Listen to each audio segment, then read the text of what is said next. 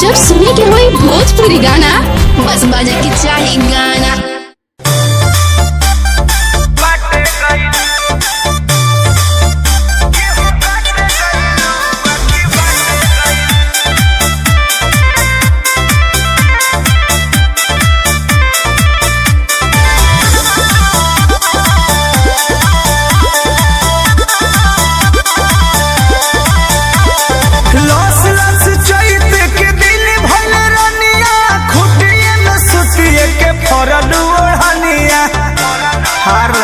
काहे हो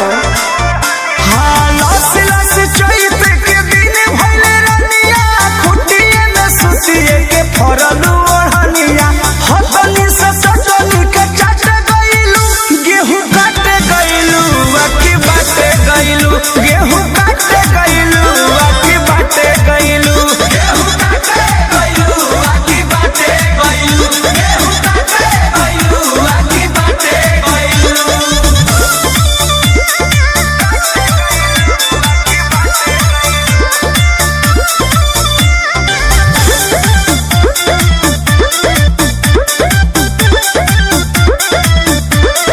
घाम लागल चांपत हो गइलू सावर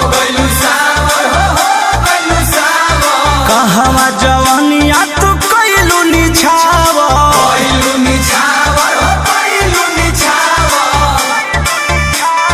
घाम लागल चांपत हो गइलू सावर कहवा जवानिया तू कइलू निछावर केकर पलहारी बुलट गइलू गेहूं काट गइलू बाकी बाटे गइलू गेहूं काट गइलू बाकी बाटे गइलू गेहूं काट गइलू बाकी बाटे गइलू गेहूं काट गइलू बाकी बाटे गइलू।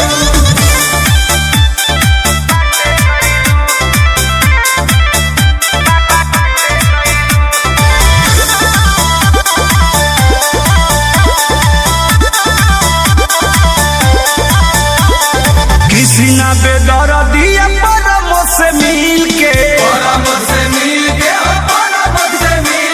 साफ कइले बारू खरिहानी पूरा छील के